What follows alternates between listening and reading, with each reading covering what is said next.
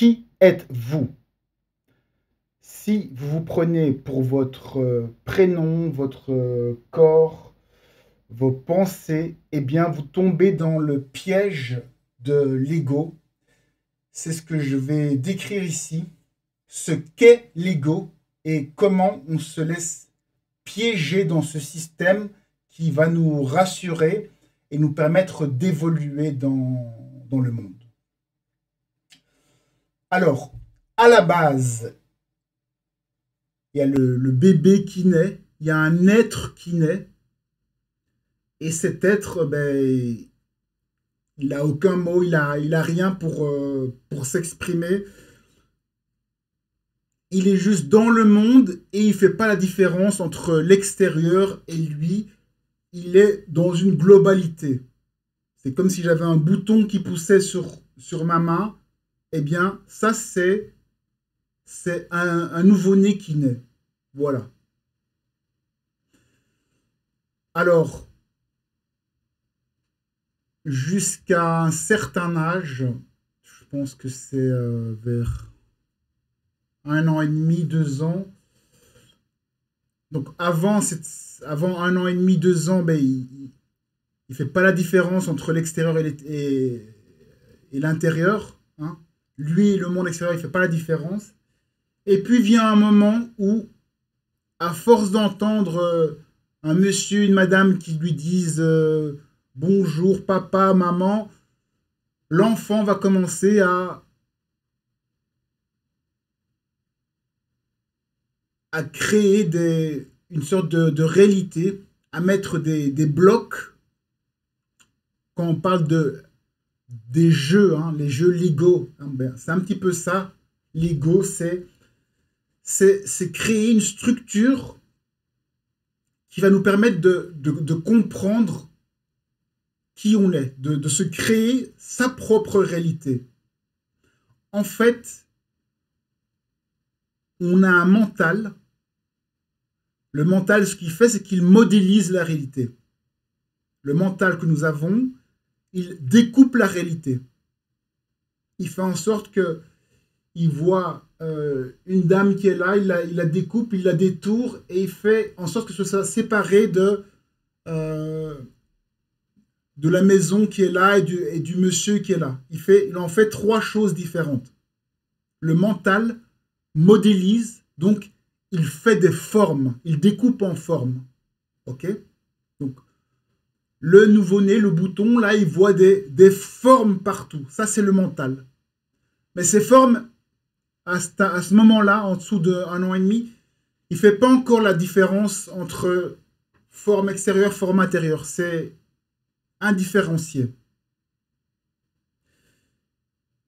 L'ego, ce qu'il va faire, c'est qu'il va s'approprier et s'identifier à certaines formes.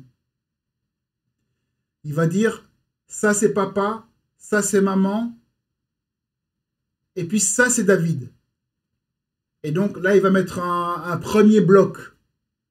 Ça c'est David, et puis il va mettre maman, il va créer d'autres blocs séparés pour les autres. Donc, l'ego, ça va être le mental, ça va être un mécanisme de séparation. Et l'ego, ça va être un principe d'appropriation. Le mental crée des briques et l'ego, il va prendre certaines briques pour lesquelles il va dire que c'est ses briques. Ok? Donc, David, ça c'est ma brique. David, il est gentil, ça c'est mon autre brique. Et puis, au fur et à mesure de sa vie, il va créer de plus en plus de briques qui va créer un personnage, une impression d'être personnel. Le personnage va se créer petit à petit. C'est le masque de l'ego. C'est ce qui va nous permettre de paraître par rapport aux autres.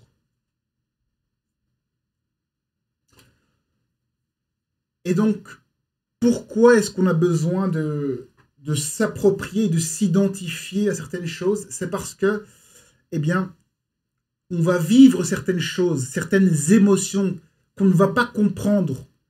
Et du coup, ce qui va permettre de bloquer tout cet incompris qu'on a en nous, eh bien, ça va être de le fixer, d'en faire une sorte d'armure, de bouclier.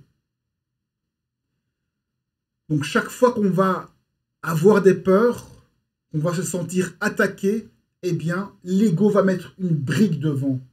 On va se défendre.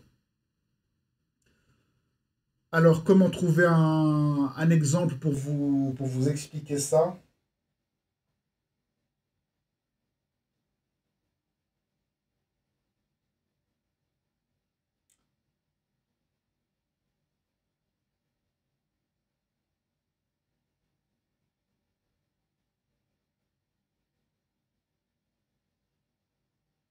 Bien, je pense que c'est assez simple. Le fait de, de devenir plus petit, de s'approprier des choses, eh bien, on se sépare du monde. Et le fait de se séparer du monde, eh bien, c'est ça qui nous protège. On, on se fixe une identité et on se cache derrière une identité, derrière un masque. Derrière un masque, il est beaucoup plus facile de dire des choses, de pointer du doigt, de dire que c'est l'autre qui a fait, de tourner le dos, de partir, de s'enfuir, de ne pas reconnaître, de mentir. Donc, c'est ça l'ego, c'est ça qui va permettre, le fait de se créer une forme, ça va permettre de masquer la réalité.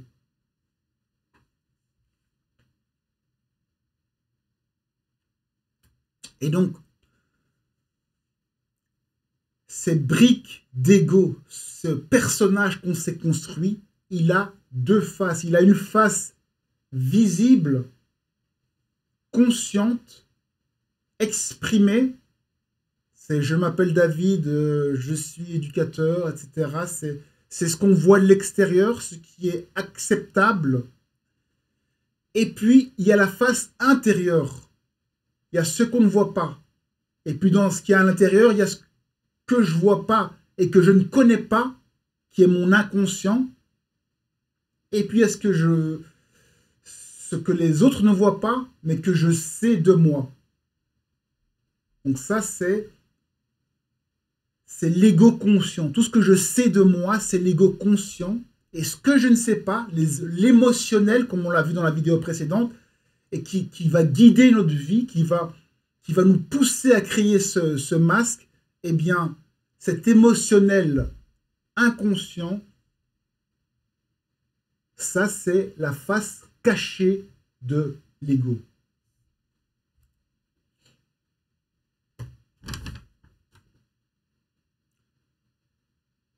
Donc, l'ego, ce sera vraiment un principe de défense, de protection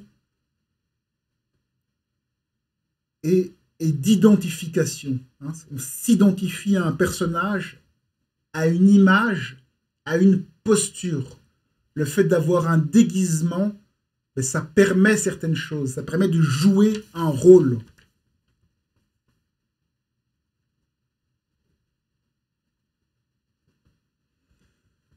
Et bien sûr, jouer un rôle, ça veut dire qu'il y a un script et des schémas que vous allez devoir répéter. Donc, au final,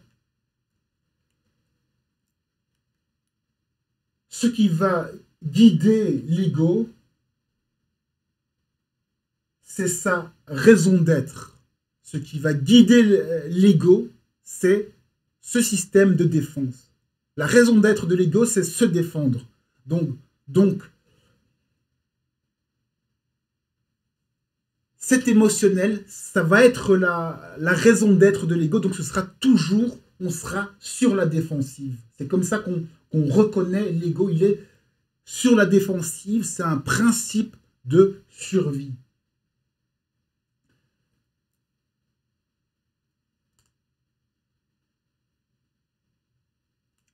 Et donc, au fur et à mesure de la vie, comme je l'ai expliqué dans la vidéo précédente, on va se rendre compte de tous ces jeux conscients et inconscients, cet inconscient, cet émotionnel qui fait surgir au travers du mental toutes les pensées. Au final, quand on clarifie cet émotionnel, cet ego, eh bien, ça permet de se réaliser. Quand l'ego émotionnel est clarifié, quand notre inconscient est clarifié, quand on comprend d'où viennent nos intentions,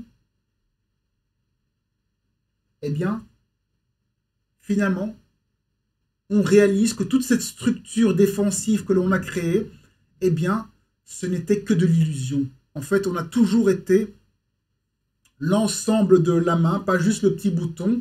On réalise que c'est pas moi, papa, maman et le monde, mais que c'est une forme globale, une unité. Ça, c'est quand on a vraiment clarifié, qu'on a retiré tout ce système de défense qui nous permet de nous séparer pour nous protéger. Donc, lorsqu'on arrive à retirer ce bouclier par la clarté, par le mental, par le fait de voir tout ça, de voir que c'est le mental qui a découpé tout en blocs et que pour nous rassurer, nous, on a pris quelques blocs et qu'on s'est isolé. Quand on a vu ce mécanisme, qu'on comprend quelles sont nos intentions, quelles sont les intentions naturelles de l'être que nous sommes, eh bien voilà, on réalise que notre être, c'est plus que ces petits blocs qu'on a pris pour nous, mais que c'est beaucoup plus large que ça. Et donc, c'est ça, être réalisé, c'est réaliser l'unité de l'être et qu'on n'est plus bloqué dans un système limité où on se défend, où on vit dans la peur, dans la défensive. Voilà. Se réaliser, c'est vraiment réaliser l'illusion de ce masque, l'illusion de l'ego, c'est